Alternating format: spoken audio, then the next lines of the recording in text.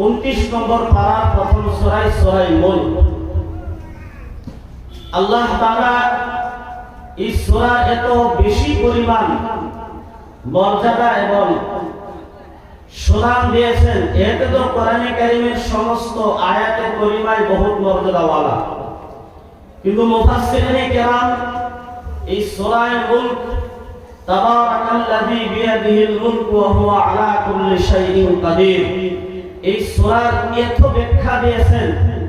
সবচেয়ে মূল ব্যাখ্যা দিয়েছেন যে হযরত ইবনে আব্বাস রাদিয়াল্লাহু আনহু বলেন যে একজনকে বলেছেন, হে ভাই, আমি কি তোমাকে এমন একটি উপহার দিব না যে উপহারের মাধ্যমে তুমি অনেক ধন্য হয়ে যাইবা? মানুষটা বলল যে নিশ্চয় আমাকে ওই উপহারটা দেন। তার হযরত ইবনে আব্বাস রাদিয়াল্লাহু আনহু বলেন যে পবিত্র কোরআনে কারীমের থেকে 29 নম্বর পারায় সূরা মুলক তাবারাকাল্লাযী বিয়াদিহিল মুলক ওয়া হুয়া আলা কুল্লি শাইইন কাদির, এই সূরাটা নিজে শিখো এবং তোমার ছেলে মেয়েকে শিক্ষা দাও এবং তোমার আত্মীয় স্বজনকে শেখাও। বললেন, হুজুর কেন? হযরত ইবনে আব্বাস রাদিয়াল্লাহু আনহু বলেন, আমি এই কারণেই বললাম, আল্লাহ তাআলা বলেন সূরা মুলক তাবারাকাল্লাযী বিয়াদিহিল মুলক ওয়া হুয়া আলা কুল্লি শাইইন কাদির। একটু অর্থের দিকে খেয়াল করেন। আল্লাহ তাআলা নিজে বলতেছে তাবারাকাল্লাযী, বড় বরকত নয়, আল্লাযী বিয়াদিহিল মুলক, সেই সত্তা যার হাতের মধ্যে রয়েছে ক্ষমতা, ওয়া হুয়া আলা কুল্লি শাইইন কাদির, আর যিনি হলেন সমস্ত বস্তুর উপরে শক্তিমান। হযরত ইবনে আব্বাস রাদিয়াল্লাহু আনহু বলেন, ভাই, তুমি যদি সূরাটা তুমি নিজে শিখতে পারো, তোমার ছেলে মেয়েকে যদি শিক্ষা দিতে পারো, তোমার আত্মীয় স্বজনকে যদি শিক্ষা দিতে পারো, আর নিজে যদি প্রত্যেক দিন সূরা মুলক যদি তিলাওয়াত করতে পারো, তোমার ছেলে মেয়েকে যদি তিলাওয়াত করাইতে পারো, তোমার আত্মীয় স্বজনকে যদি তিলাওয়াত করাইতে পারো, এই সূরার উপরে যদি আমল করাইতে পারো, আল্লাহর নবী সাল্লাল্লাহু আলাইহি ওয়াসাল্লাম বলেন, এই সূরা মুলক কিয়ামতের দিন বান্দার জন্য আল্লাহর কাছে ঝগড়া করে পর্যন্ত ঝগড়া করে করে বান্দাকে জাহান্নাম থেকে নাজাত করে জান্নাতে নিয়ে যাবে। সুবহানাল্লাহ। 29 নম্বর প্রথম সূরায় দ্বিতীয় নম্বর বলেন, হে ভাই আমার শোনো, আল্লাহর নবী সাল্লাল্লাহু আলাইহি ওয়াসাল্লাম এই কথাগুলো একজন ভাইকে হযরত ইবনে আব্বাস রাদিয়াল্লাহু আনহু বলতেছেন। আল্লাহর নবী এই কথাও বলেছেন, যে ব্যক্তি সূরা মুলকের উপর আমল করবে, অর্থাৎ তাবারাকাল্লাযী বিয়াদিহিল মুলক ওয়া হুয়া আলা কুল্লি শাইইন কাদির, এই সূরার উপর যে আমল করবে আর দুনিয়া থেকে বিদায় হয়ে যাবে। বন্ধুগণ, আমার আব্বা দুনিয়া থেকে বিদায় হয়ে গেছে, আমার আম্মা দুনিয়া থেকে বিদায় হয়ে গেছে, চাচা দুনিয়া থেকে বিদায় হয়ে গেছে, সন্তান দুনিয়া থেকে বিদায় হয়ে গেছে, আত্মীয় স্বজন যারা দুনিয়া থেকে বিদায় হয়ে গেছে, বন্ধুগণ, তারা কি নিয়ে গেছে? 5 বিঘা জমি নিয়ে গেছে কি? না না। 1 লক্ষ টাকা কি ক্যাশ নিয়ে গেছে? না, কিছুই নিয়ে যায় নাই। শুধুমাত্র 3 টুকরা সাদা কাপড় পুরুষ হইলে আর মেয়ে হইলে 5 টুকরা কাপড় শুধুমাত্র নিয়ে গেছে। আল্লাহর নবী সাল্লাল্লাহু আলাইহি ওয়াসাল্লাম বলেন, যে সন্তান তোমাকে দুনিয়ার জমিনের মাধ্যমে বাবাকে যদি সন্তানের সম্মুখে গালি দিত, সন্তানের শরীরে রক্ত গরম হয়ে যাইত, সাথে সাথে তার মোকাবেলা করার জন্য প্রস্তুত হয়ে যাইত। তোমার জ্ঞানের মধ্যে তোমার অনেক সম্মান ছিল, তুমি অনেক দামি ব্যক্তি ছিলা, তোমাকে কেউ অপমানিত করলে সারা গোটা সমাজ তোমার জন্য দাঁড়ায় যাইত। হে ভাই, তুমি দুনিয়া থেকে একা একা বিদায় হয়ে গেলা, বলো তো দেখি কবরের মাধ্যমে তোমার কথা কে শুনবে? কবরের মাধ্যমে তোমাকে কে সহায় করবে? কবরের মাধ্যমে ফেরেশতারা যখন তোমাকে পিটাই করবে, মারবে, এই সময়ের মাধ্যমে তোমার সন্তান কাজে আসবে না, তোমার আত্মীয় স্বজন কেউ কাজে আসবে না। সমাজের মাধ্যমে নেতা মুরব্বী ছিলা তুমি, তোমার সমাজের কোনো ব্যক্তি কাজে আসবে না।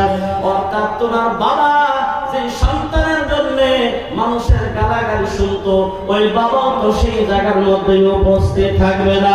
আল্লাহ নবী সাল্লাল্লাহু আলাইহি ওয়াসাল্লাম বলেন, হে সাহাবা শুনো, হযরত ইবনে আব্বাস রাদিয়াল্লাহু আনহু এই কথাগুলো বলতেছে, যে ব্যক্তি সূরা মুলকের উপরে আমল করব, তাবারাকাল্লাযী বিয়াদিহিল মুলকু সূরা শেষ পর্যন্ত প্রত্যেক দিন তিলাওয়াত করবে, প্রত্যেক দিন তিলাওয়াত করবে।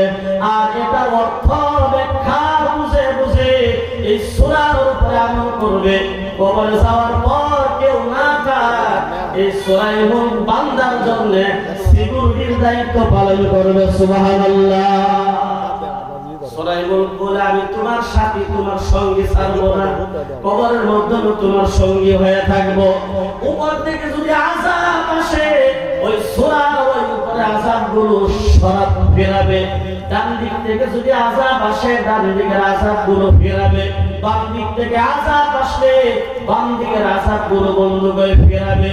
এই হিসাবে কিয়ামতের আগ পর্যন্ত এই সূরা আপনার সিকিউরিটি হিসাবে হয়ে কবরের মধ্যে সঙ্গী হয়ে থাকবে। সুবহানাল্লাহ। এবার বলুন, যারা না জানে তাদের জানার দরকার আছে না নাই? যারা সূরার উপর সূরাটা না শিখছে তাদের শেখার দরকার আছে না নাই? কোরআন বহুত দামি সম্পদ। কোরআনের এক একটা হরফ বান্দার জন্য অনেক মূল্যবান।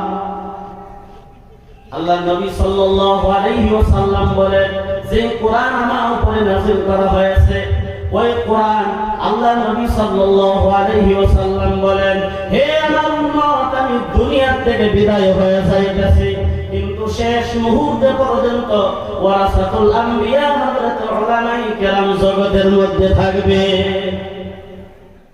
আল্লাহ নবী সাল্লাল্লাহু আলাইহি ওয়াসাল্লাম দুনিয়া থেকে বিদায় হয়ে গেছেন, কিন্তু নবীর সমস্ত মুজিজাগুলো এই জগতের মাধ্যমে নবীজি উম্মতের কারণে রেখে গেছে।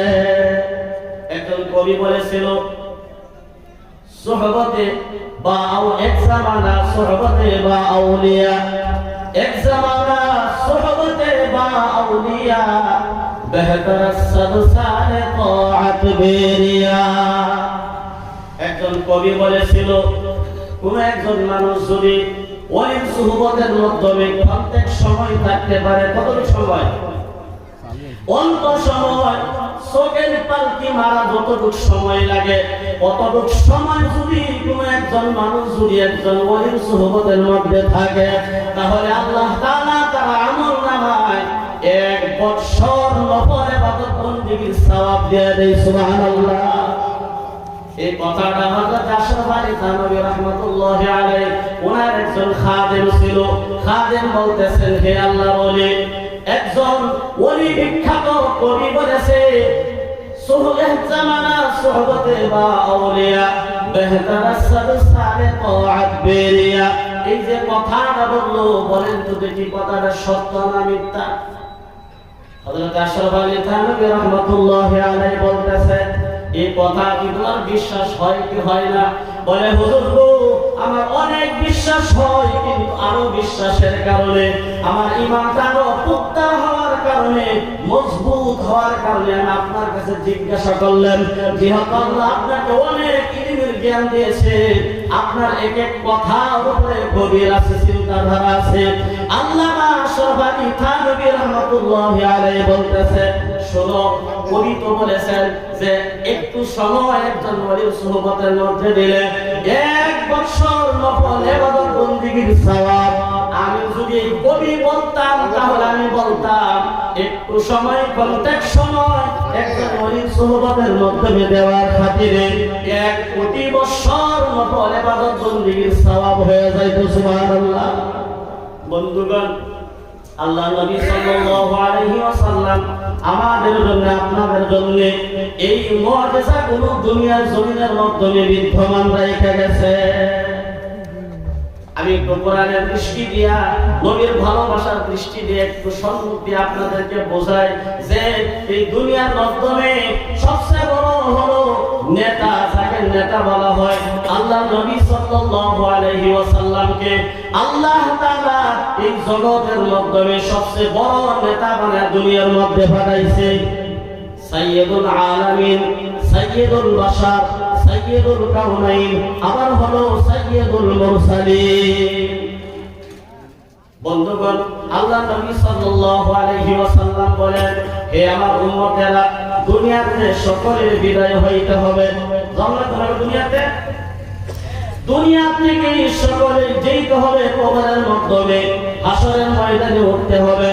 তবে তোমাদেরকে আমি একটা কথা বলে যাই, তোমরা দুনিয়ার জমিনের মাধ্যমে দেখো, আমানতের খেয়ানত কোনদিন করিও না। আমরা আমানত বলতে কি বুঝি? যে কেউর কাছে যদি কিছু টাকা পয়সা দিছি, তাহলে এই টাকা যতটুকু দেওয়া হয়েছে, যতটি টাকা দেওয়া হয়েছে ওটি ফিরায় দেওয়া। না না বন্ধুগণ, এটা তো একটা আমানত, কিন্তু হাতের আমানত রয়েছে, অন্তরের আমানত রয়েছে, চোখের আমানত রয়েছে। বন্ধুগণ, তিনজন বন্ধু বাড়ি থেকে বাইরে হয়ে তারা সফরের মাধ্যমে রওনা হয়ে গেছে। মরুভূমি জায়গার মাধ্যমে যখন রওনা হয়ে গেল, হঠাৎ করে তাদের খিদা অনুভব হয়েছে তিনজনের। একজন মুসলমান ছিল, আরেকজন খ্রিস্টান ছিল, আরেকজন ইহুদি ছিল। অর্থাৎ মুসা নবীর উম্মত একজন, হযরত ঈসা আলাইহিস সালামের উম্মত একজন, সাইয়্যিদুল মুরসালিন, সাইয়্যিদুল কাউনাইন, সাইয়্যিদুল আলামিন বিশ্ব নবী মুহাম্মদুর রাসূলুল্লাহ সাল্লাল্লাহু আলাইহি ওয়াসাল্লামের উম্মত একজন। মোট কয়জন? আমরা আলোচনা করে ওয়াজ করি আজকে। তিনজন যুবক মানুষ ঘুরতে গিয়েছে সফরের মাধ্যমে, খিদার অনুভব হয়েছে। বলতেছে, ভাই খিদা লাগছে, কি করব? বলে, যাও দোকান থেকে আমরা 3টা রুটি কিনে নিয়ে আসি, পানি আমাদের সাথে আছে, রুটি খেয়ে গাছতলায় শুয়ে অল্প আরাম করব, আবার আমাদের সফর আরম্ভ হয়ে যাবে। তিনজনে বুদ্ধি করে 3টা রুটি আনতে গেছে। যে হোটেলের মাধ্যমে রুটি কেনার জন্য গিয়েছে, ওই হোটেলের মাধ্যমে 4টা রুটি। কয়টা রুটি? 4টা। বলতেছে, লাগে আমাদের 3টা, তিনজন মানুষ। বলে, যাও তোমাদেরকে আমি আমার পক্ষ থেকে, আমার তরফ থেকে, যেহেতু তোমরা মেহমান, আমি তোমাদের মেজবান হয়ে আমার দোকান থেকে, হোটেল থেকে 1টা রুটি তোমাদেরকে হাদিয়া করে দিলাম। আয়েশা তিনজনে 3টা খাবে। তিনজনে 3টা খাবার পর পানি খাইলে 1টা রুটি বেশি হয়ে গেল। মুসলমান বলতেছে, আসো এই রুটিটা 3টা ভাগ করে করে তিনজনে খাই, ঘুমাই। খ্রিস্টান বলতেছে, না না, একটা কায়দা করা লাগবে, আমরা তিনজন ঘুমায়া যাব, যে সবচেয়ে বড় স্বপ্ন দেখবো সেই রুটিটা ওইটা খাবে। তিনজন শুয়ে গেছে। মুসলমানের বুদ্ধি বেশি, বংশীদের বুদ্ধি বেশি না? যে বুদ্ধিটা মানে অস্ট্রেলিয়ার গায়ের মতন পানায় খাওয়া যায়, এই বুদ্ধি মুসলমানদের সবচেয়ে বেশি। বংশীদের কাছে মুসলমান বলতেছে, ঘুমাও তোমরা, 2জন ঘুমায়া যাও, আমার চিন্তা করা লাগবে না। 3জন ঘুমায়া গেছে। হঠাৎ করে ঈসা নবীর উম্মত যে খ্রিস্টান উঠে গেছে ঘুম থেকে। ওঠার পর এই যে আরেকজন মুসা নবীর উম্মত ছিল ইহুদি, তাকে আবার ঘুম থেকে জাগরণ করাইছে। বলে, ভাই আমি অনেক বড় স্বপ্ন দেখছি, মনে হয় রুটি আমারই খাইতে হইব। বলতেছে, আমার প্রথম আসমানের মাধ্যমে স্বপ্নের যুগে আমি চলে গেলাম। প্রথম আসমানের মাধ্যমে হযরত ঈসা আলাইহিস সালামের সাথে দেখা হয়ে গেছে। হযরত ঈসা আলাইহিস সালাম বলতেছে, হে আমার উম্মত, তোর উপরে আমি অনেক খুশি হয়ে গেলাম। আমাকে ওনার সিনার সাথে সিনা লাগাইছে, আর বলতেছে, তোর উপরে আমি অনেক খুশি, এই যে রুটি সম্মুখে রাখা, তুই রুটিটা খায়া ফেলা।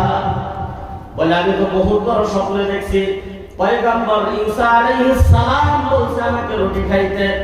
মুসা নবীর উম্মত বলতেছে, যে ইহুদি বলতেছে, তোমার থেকে আমি আরো অনেক বড় স্বপ্ন দেখছি, তুমি তো প্রথম আসমানের স্বপ্ন দেখেছো, আমি স্বপ্নে 6ষ্ঠ আসমানের মাধ্যমে চলে গেছি। ওই জায়গায় মুসা নবীর সাথে দেখা হয়ে গেছে।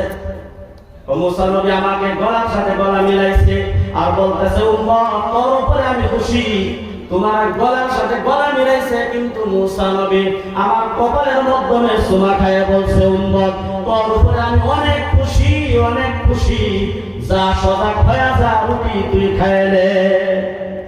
এর রুটি কেলা খাইব? খ্রিস্টান খাইব না ইহুদি খাইব? মমিসিংহা মুসলমান নাক ডাইকা ডাইকা ঘুমাইতেছে চিন্তাধারা সারা। হঠাৎ করে সিমটি দিয়া তাকে উঠাইছে, বলে ভাই রুটি তো শেষ হয়ে গেল। ষষ্ঠ আসমান বলা রুটি পাওয়া গেছে, তাকে ডাক দিয়ে উঠাইছে, বলে কি ওটাই কে দাও গেলে গিয়া, বলে রুটি খেতে না নাকি? রুটি তো তোমার নসিবেও, তোমার নসিবেও নাই, আমার নসিবেও নাই। বলে কি হয়েছে? আমি গেলাম প্রথম আসমানে, ঈসার সাথে দেখা, ও বলো ষষ্ঠ আসমানে মুসা নবীর সাথে দেখা করে ফেলেছে। তোমার স্বপ্ন বলো, তুমি তো গ্যাংরের উঠে ঘুমাইতেছো। বলে তোমরা জানো না, তোমরা দুইজন যখন ঘুমায় বসছো, বিশাল বড় আকারের দানব বড় একটা মুঘর হাতের মধ্যে নিয়ে আমার সম্মুখে হাজির হয়ে গেছে। তোমরা দুইজন ঘুমায় গেছো, বড় দানব মুঘর নিয়ে সম্মুখে এসে হাজির হয়ে বলতেছে, মুসলমান যদি বাঁচতে চাস রুটি তাড়াতাড়ি খা, তাড়াতাড়ি রুটি খা, এতে করে হামাইরা ফেলাই। বলতেছেন আমার মাথার উপরে বড় মুগর রাইকা বলতেছে তাড়াতাড়ি রুটি খাওয়ার লাগে। আমি কি করব? তাড়াতাড়ি রুটি না খাইলে আমাকে সুরুন দিয়া বাইরে মাইরা ফেলা। বলে তারপরে কি হয়েছে? বলে আমি রুটি তো খায় ফেলাইছি। তাহলে তুমি রুটি খায় আনছো, আমরা দুইজন ডাক দিই না, ডাক দিব চিল্লানি কে? কম চিল্লাইছি। একজন 7 আসমানের উপরে ঘুরতাছো, আর একজন প্রথম আসমানে ঘুরতাছো, আমার চিল্লানি কে বলে? বন্ধুগণ, আল্লাহর নবী সাল্লাল্লাহু আলাইহি ওয়াসাল্লাম এই যে মুসলমান বলছিল যে আমি আমানতের খেয়ানত করি না, কিন্তু খেয়ানত করে না, কিন্তু কায়দা খুব ভালো জানে। আল্লাহ তাআলা বলেন, তাবারাকাল্লাযী বিয়াদিহিল মুলকু ওয়া হুয়া আলা কুল্লি শাইইন কাদির। কিছু গুনার কথা বলবো বন্ধুগণ, যেই গুনাহকে আমরা কোনোদিন গুনাহ মনে করি না। ওযু ভাঙার কারণ আছে। ওযু ভাঙার কারণ কয়টা গো? ওযু ভাঙার কারণ আমরা পড়েছি 7টা, গোসল ভাঙার কারণ পড়েছি আমরা 2টা, নামাজ ভাঙার কারণ পড়েছি 19টা। কিন্তু বন্ধুগণ, এই যে কারণগুলো পড়লাম, ওযু ভাঙার কারণ, গোসল ভাঙার কারণ, নামাজ ভাঙার কারণ, কিন্তু ঈমান কয় কারণে ভাঙা যায় আজ পর্যন্ত আমাদের জানা নাই। ঈমানও ভাঙার কারণ আছে। মোট 10টা কারণে মানুষের ঈমান ভাঙা যায়। 1 নাম্বার কারণ হলো শিরক করা, 2 নাম্বার কারণ হলো কুফরি করা, 3 নাম্বার কারণ হলো মুনাফিকের আলামত তার ভিতরে থাকা, 4 নাম্বার কারণ হলো বন্ধুগণ, 4 নাম্বার কারণ হলো দুনিয়ার মাধ্যমে আল্লাহর নবী সাল্লাল্লাহু আলাইহি ওয়াসাল্লামকে আল্লাহ তাআলা শুধুমাত্র নেতা বানায় পাঠাইছে। আল্লাহর নবীর আদর্শকে বাদ দিয়া দুনিয়ার মাধ্যমে অন্য কারো আদর্শ গ্রহণ করা, তার মানে ঈমান থেকে খারিজ হয়ে যাওয়া। হযরত ইমাম মালিক রাহমাতুল্লাহি আলাইহি বন্ধুগণ, হযরত ইমাম মালিক রাহমাতুল্লাহি আলাইহি এই যে আমাদের ঈমান যে চাইতেছে আমরা কিন্তু টের পাই না। ঈমান থেকে আমরা সেকেন্ডে সেকেন্ডে দুনিয়ার মাধ্যমে খারিজ হয়ে যাইতেছি, কিন্তু আমরা টের পাই না যে কি হিসাবে আমাদের ঈমান চলে গেছে। আর ঈমান যে আমাদের ভেঙে গেছে, ঈমান থেকে যে আমরা খারিজ হয়ে গেছি বন্ধুগণ, আমরা যদি এইগুলা বস্তু না জানি, যেমনে ওযু ভাঙার কারণ 7টা যদি আমাদের জানা না থাকে, তাহলে ওযু কোন সময় ভাঙলো জানা নাই আছে গো? নামাজ এমনি পড়তে থাকবো বিনা ওযুতে। গোসল ভাঙে যাওয়ার কারণ যে 2টা আমাদের জানা নাই। যদি না জানি তাহলে গোসল কোনবার ভাঙলো, শরীর কোনবার নাপাক হয়ে গেছে আমাদের জানা থাকবে না। বিনা ওযুতে নামাজ চলবে, নাপাক হিসাবে দুনিয়ার থেকে বিদায় হয়ে যাবে। নামাজ ভাঙার কারণ যেমন 19টি কারণ যদি আমাদের জানা না থাকে, তাহলে কোন সময় নামাজ আমাদের শেষ হইতাছে, ফাসিদ হয়ে যাইতাছে, আমাদের কোনো জানা থাকবে না। নামাজ কোন সময় হইতাছে, কোন সময় না হইতাছে, এই বিষয়টা আমাদের জানা নাই। বন্ধুগণ, ইমামে মালিক রাহমাতুল্লাহি আলাইহি এই যে তাবারাকাল্লাযী বিয়াদিহিল মুলকু ওয়া হুয়া আলা কুল্লি শাইইন কাদির, আল্লাহ তাআলা যে সমস্ত বস্তুর উপরে আল্লাহ তাআলা ক্ষমতাশীল। আল্লাহ একটু ক্ষমতা দেখাইতেছে দুনিয়ার মানব মণ্ডলীকে, হে মানুষেরা জানো আমি কতটুকু ক্ষমতার মালিক, আমি দুনিয়ার মাধ্যমে তোমাদেরকে একটু ক্ষমতা দেখায় নেই। বন্ধুগণ, হযরত ইমাম মালিক রাহমাতুল্লাহি আলাইহির জামানার মাধ্যমে একজন মহিলা মানুষ দুনিয়া থেকে বিদায় হয়ে গেছে। একজন মহিলা মানুষ দুনিয়া থেকে বিদায় হয়ে গেছে। স্বাভাবিক আমরা এইটাই জানি যে মানুষটা দুনিয়া থেকে বিদায় হয়ে যায় তাকে অন্য কেউ গোসল করায়। মহিলা মানুষ হইলে মহিলা মানুষ আইসা তাকে গোসল করায় বন্ধুগণ। আর বাড়ির নিকটবর্তী একজন আত্মীয় মানুষ মহিলা আইসা তাকে গোসল করানো আরম্ভ করে দিয়েছে বন্ধুগণ। একটু খেয়াল করে কথাটা শুনেন। এই যে মহিলা তাকে গোসল করাইতেছে, খাটের মাধ্যমে শোয়া নিছে, তার পেটের মাধ্যমে টিপা আরম্ভ করেছে। পেটের মাধ্যমে কিছু গলিজ বস্তু যদি থাকে পেশাব পায়খানা রাস্তা দিয়ে বাইর হয়ে যাবে। এইভাবে পেটের মাধ্যমে যখন টিপ দেয় শরীরের কাপড়গুলো যখন খোলা আরম্ভ করছে, যেই মহিলাটা তাকে গোসল করায় ওই মহিলা গোসল করানোর সময় কাপড়গুলো খোলার সময় এই যে মৃত মহিলার রানের মাধ্যমে হাত দিয়ে একটা খারাপ মন্তব্য করেছিল। আল্লাহ তাআলা বলেন, হে দুনিয়ার মানুষ দেখো আমি কোন জায়গার মাধ্যমে ক্ষমতা দেখাই, একটু ক্ষমতা আমার তোমরা দুনিয়ার নজরের মধ্যে দেখো। এই মহিলাটা যখন খারাপ মন্তব্য তার রানের মাধ্যমে হাত রাইখা যখন বলল, আল্লাহ তাআলা সাথে সাথে ওই মহিলার মৃত মহিলার চামড়ার সাথে তার শরীরের কানেকশন করে দিছে। হাত আর ছুড়ে না, টান দেয় ছুড়ে না। কি হয়ে গেল? 1 ঘন্টা পার হয়ে গেছে ছুড়ে না, আর 1 ঘন্টা পার হয়ে গেছে ছুড়ে না, গরম পানি দিয়ে ছুড়ে না। আর কি হয়ে গেছে? কত মানুষকে আমি গোসল করাইলাম, কত মহিলাকে আমি গোসল করাইলাম, এমন কোন মহিলার সাথে আমার তো এমন হয় না। এই মহিলার সাথে কেন হলো বন্ধুগণ? মসজিদের ইমাম সাহেবের কাছে জিজ্ঞাসা করলো, হুজুর এই যে মহিলার শরীরের সাথে তার রানের সাথে আমার হাতের কানেকশন হয়ে গেছে, তার সাথে যে লেগে গেছে ছুটে না, এখন কি করা যাবে? ইমাম সাহেব বলতেছে, যদি না ছুটে হাতটা তাহলে ওই জায়গাটি কাইটা মৃত মহিলাকে দাফন করে দাও, আর যে গোসল করাই তাকে হসপিটালে পাঠায় দাও।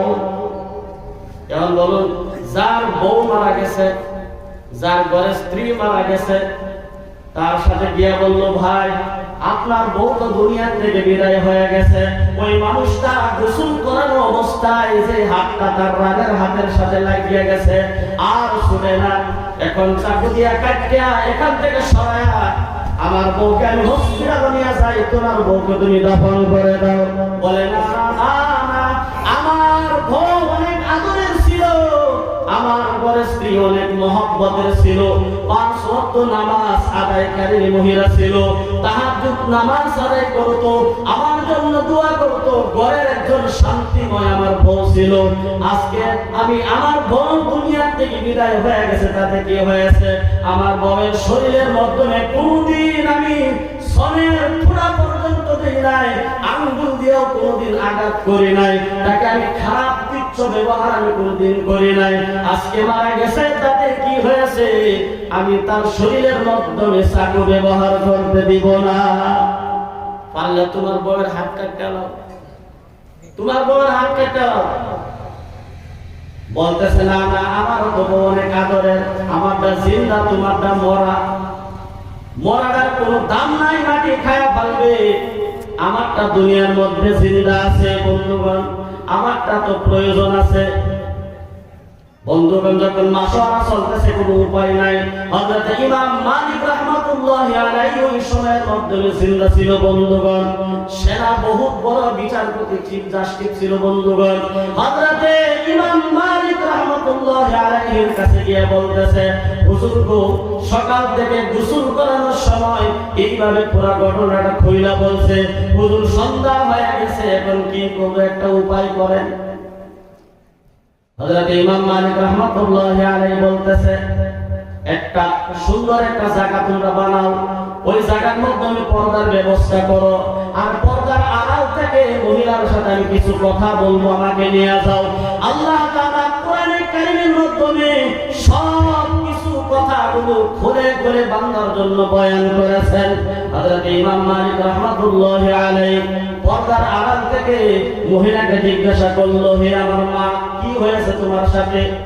মহিলা যখন বলতেছে, আমি গোসল করানোর সময় আস্তে আস্তে আস্তে যখন তার পেটের মধ্যে দিবা আরম্ভ করলাম, হাত নিতে নিতে রানের নিচে যখন আমি হাত লাগাইলাম, আমার হাতটা লাগা ধরছে।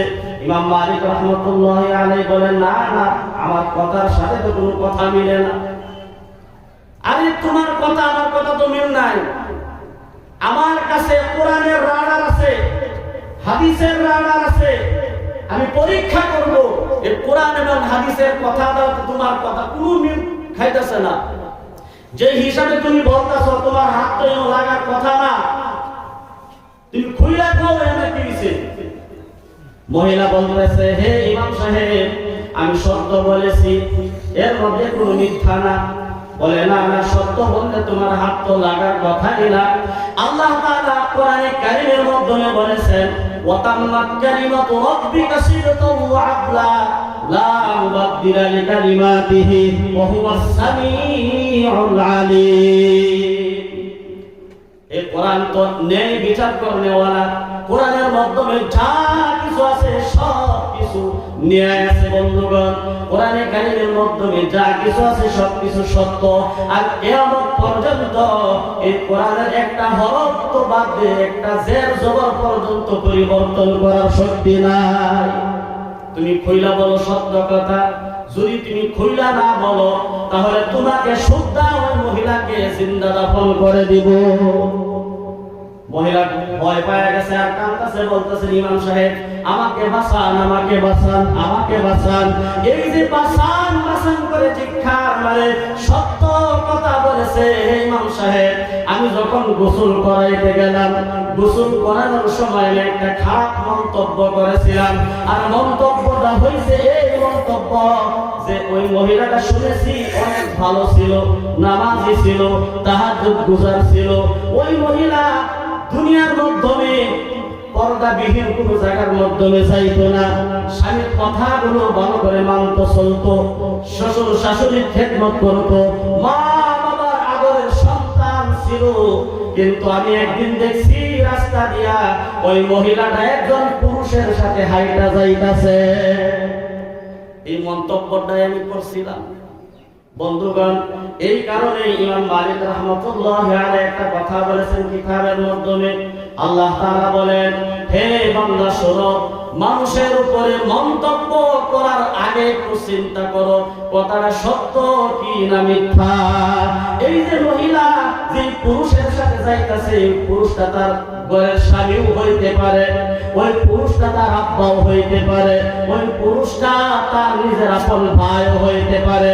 কিন্তু তুমি যে নিজের চিন্তা দিয়া যে খারাপ মন্তব্য ডাইরেক্ট করে ফেললা, আল্লাহ তাআলা পবিত্র কোরআনে কারীমের মাধ্যমে বলেছেন, ওয়া মান ইয়াকসিব খাতিআতান আও ইসমান সুম্মা ইয়ারমি বিহি বারিআন ফাকাদ ইহতামালা বুহতানাও ওয়া ইসমান মুবিনা।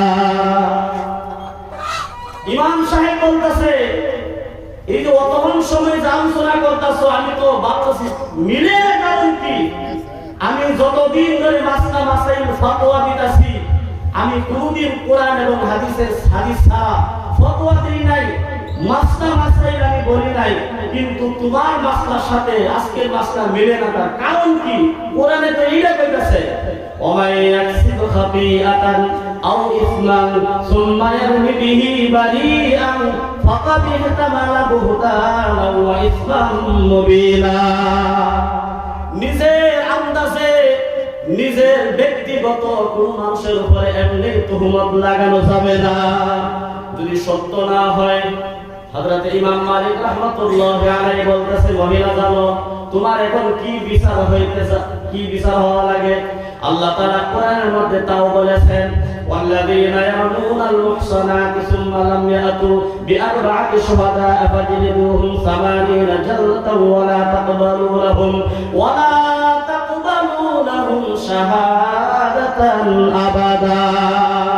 কোন মানুষে যদি কার উপরে জিনার তুহমত লাগায় অথবা খারাপ মন্তব্য করে, আর ওই মানুষটার যদি 4 জন সাক্ষী না হয়, ওয়ালা তাকবালু লাহুম শাহাদাতান আবাদা, এই মহিলার কোনো সাক্ষী এই জমিনের মাধ্যমে মৃত্যু পর্যন্ত কোনো সাক্ষী গ্রহণ করা হবে না।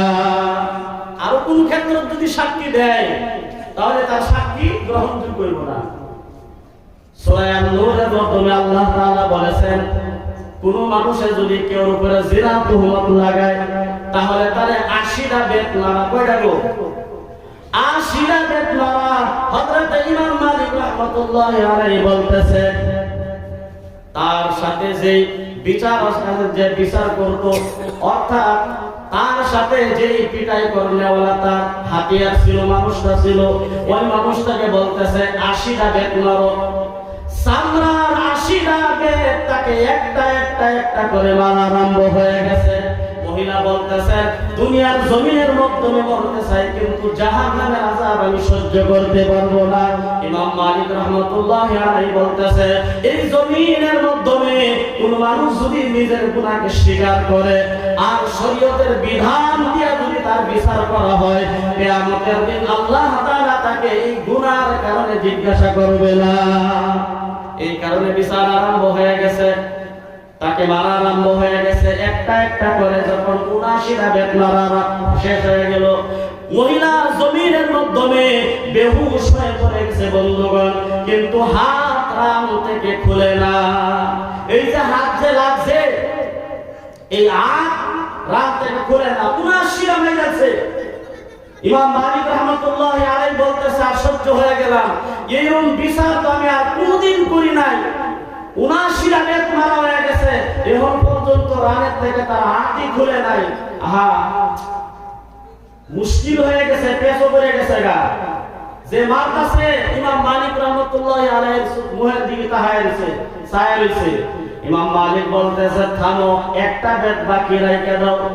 আমি কোরআনে কারীমের মাধ্যমে দৃষ্টিতে আবার ঘোরাই, হাদিসগুলো আমি তালাশ করে দেখি আল্লাহ তাআলা কি এই মহিলার জন্য কোন সিদ্ধান্ত কোরআনের মাধ্যমে রাখছে কি, হাদিসের মাধ্যমে কোন রাখছে কি। আমি আবার কোরআনের আয়াতগুলো আমি তালাশ করে খুঁজে চিন্তাধারা দিয়ে আমি তালাশ করি। এইভাবে হযরত ইমাম মালিক রাহমাতুল্লাহি আলাইহি আরো অনেক সময় কোরআন তালাশ করলেন, হাদিস তালাশ করলেন। সর্বশেষে ডাকতেছে, বলতেছে, আমি তো কোনো তার জন্য কোনো সিদ্ধান্ত পাই নাই, এইটাই তো সিদ্ধান্ত। এবার বলতেছে, আল্লাহ কোরআন যদি সত্য হয়, হাদিস যদি সত্য হয়, একটা বেত আছে তো একটা বেত বাকি রয়েছে, তুমি মারো, পরে বুঝবো। ইমাম মালিক রাহমাতুল্লাহি আলাইহি কিতাবের মাধ্যমে লেখা, 2টা চোখ বন্ধ করে দরবার ইলাহির মাধ্যমে হাত বাড়াইছে, মওলা তোমার কোরআন সত্য, হাদিস সত্য, নবীর হাদিসগুলো সত্য। আল্লাহ যে বিচার করেছি কোরআন মোতাবেক বিচার করেছে, আল্লাহ আমি যে বিচার করেছি শরীয়ত মোতাবেক বিচার করেছে। আল্লাহ বিচারের সিদ্ধান্ত ফয়সালা তুমি নামায়া দাও।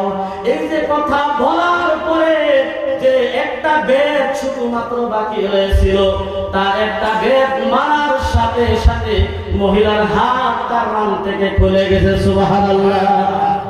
কিন্তু 80টা বেত মারার পরে তার হাতটা খুলছে।